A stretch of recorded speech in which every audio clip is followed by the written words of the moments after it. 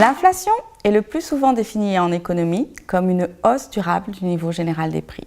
Cela signifie tout simplement que les prix augmentent. La hausse doit être durable car elle doit se constater sur plusieurs mois et pas seulement sur une courte période.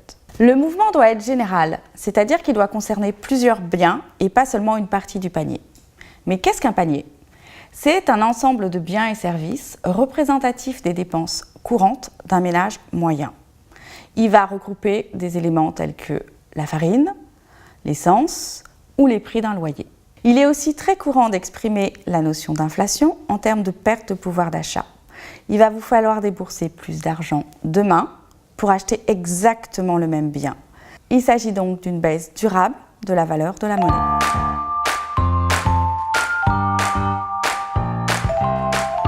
La baisse du pouvoir d'achat des consommateurs va entraîner une baisse de la consommation qui va engendrer une baisse de la production et donc de la croissance économique. De même, en cas de déflation, c'est-à-dire de baisse durable du niveau général des prix, les consommateurs auront tendance à reporter leur achat dans l'espoir et l'attente d'un prix moins élevé, ce qui va aussi pénaliser l'activité. C'est donc une inflation faible, stable et contrôlée qui va être recherchée, car c'est celle qui semble la plus adaptée à la création d'emplois et à la croissance économique.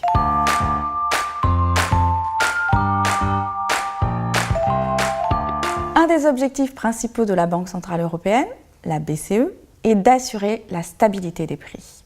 Elle va chercher à maintenir le taux d'inflation dans des niveaux proches mais inférieurs à 2%. Pour y parvenir, la BCE va modifier son taux d'intérêt directeur, c'est-à-dire le taux auquel les banques commerciales empruntent elles-mêmes. En baissant son taux d'intérêt, la Banque centrale va inciter à consommer davantage au lieu d'épargner.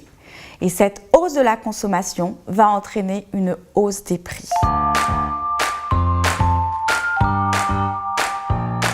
Le principe de l'épargne est de différer une consommation que vous auriez pu faire immédiatement. Or, l'inflation va amputer votre pouvoir d'achat.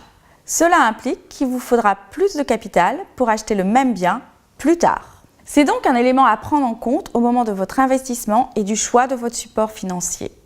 L'inflation va diminuer la rentabilité de votre investissement.